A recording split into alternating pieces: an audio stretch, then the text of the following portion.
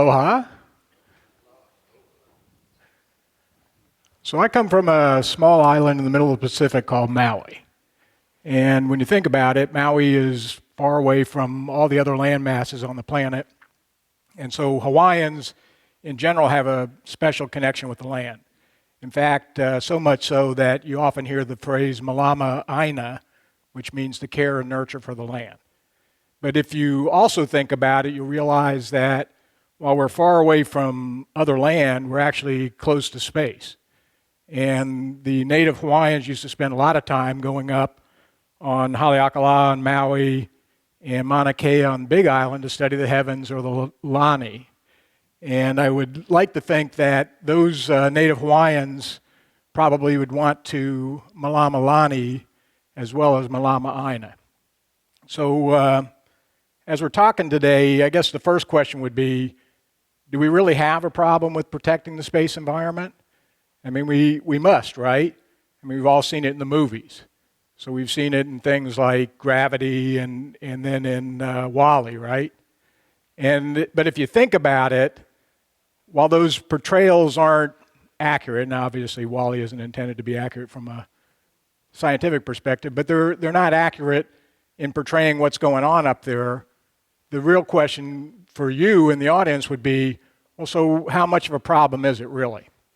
And if you think about it, there's a lot going on, and like in this portrayal from WALL-E, you realize that they show, if you remember in the movie, the ship going through this rather docile floating population of debris up there. But the reality is there's a lot of stuff up there already in Earth orbit. We're tracking tens of thousands of objects, and the number of objects that's up there is growing rapidly. So let's think about what's really up there and what the impact is. So in Gravity, you see things moving around. It's moving around pretty quickly, right? But the reality is it's moving so fast that you couldn't possibly see it. I mean, things are going to be going by you faster than a bullet. And if you think about it, a bullet from a high velocity or a high power rifle goes about 1 kilometer a second. And so that's about 3 times the speed of sound. But the stuff in low Earth orbit, or LEO, is actually traveling at 7.5 kilometers a second. So 22 times as fast, or Mach 22. And it's going to be going by so fast that you can't possibly see what's going on. And of course, from a physics perspective, the stuff is going, the faster it goes, the more energy it has, and it goes by the square of the velocity.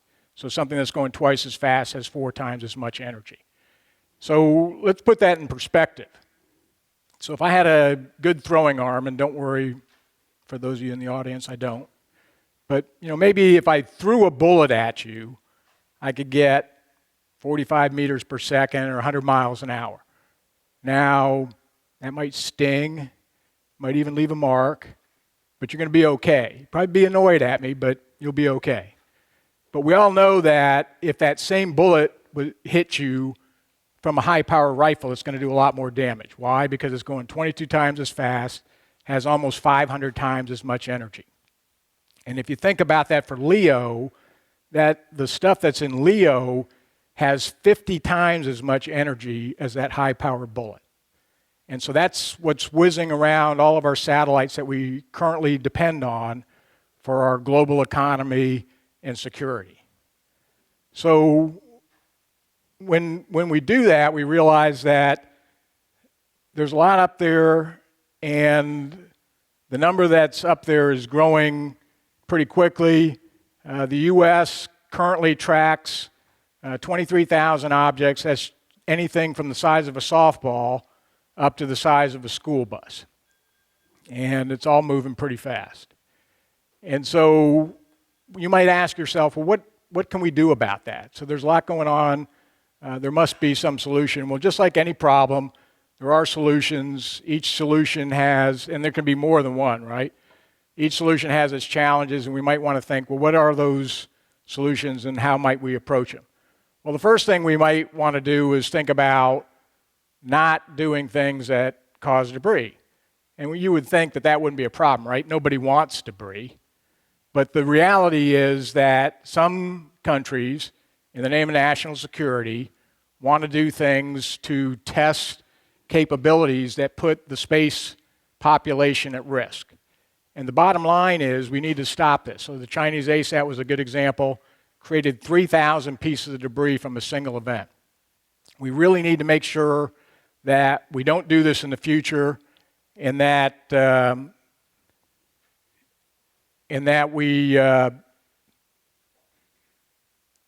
we actually instigate to make it a violation of international law for people to do things that would cause these types of events or these types of problems in orbit.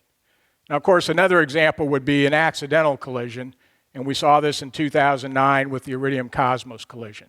So Cosmos 2251 was launched back in June of 1993, and it lasted for about 2 years, and then it died. And it floated around in orbit for 14 more years before it ran into Iridium 33. Now, the current international standard is that we should remove things from orbit within 25 years. And everybody pats themselves on the back for that, but if you think about it, does that seem adequate? I mean, if you were driving your car down the highway around here and your car broke down, do you think you should have 25 years to remove it from the highway? No. And this stuff isn't on the side of the road, it's actually out in traffic causing problems. So we need to advocate for, and these are just recommended practices, they're not actual requirements. We need to recommend that those kinds of things be tightened up and that we be more proactive and remove things from orbit when we don't need them. And companies like OneWeb are actually leading the way on trying to do that for the future.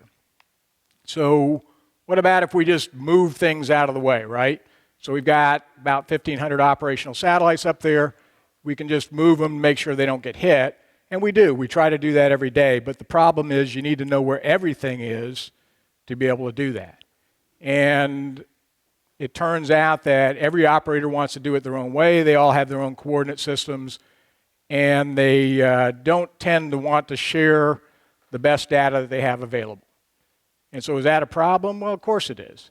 In fact, if you think about it, when you're trying to find a place to eat tonight and you were trying to use your smartphone to do that, how do you think that would work if you didn't have the best data that was available and everybody was working in the same coordinate system?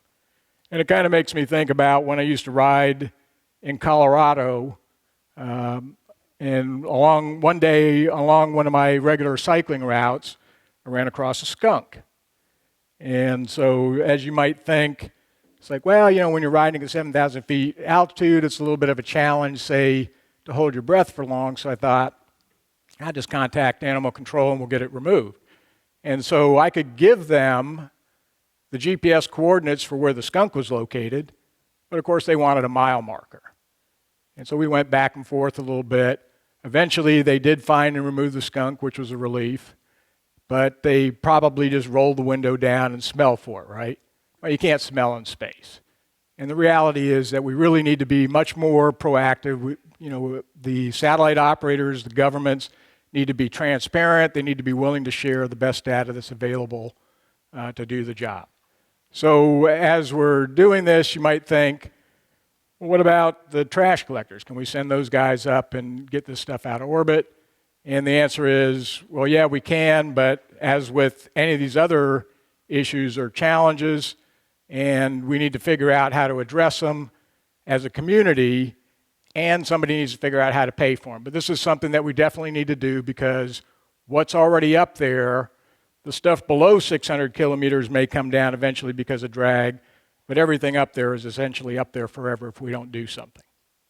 And then the last thing I would suggest is that we have accidents, we do things where we have companies investigate what's happened, but they don't tend to want to share that information for competitive reasons.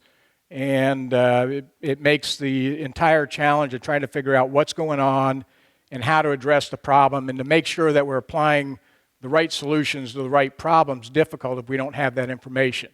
And so we probably need to do things like advocate for independent accident investigation boards, just like we have in any other means of transportation.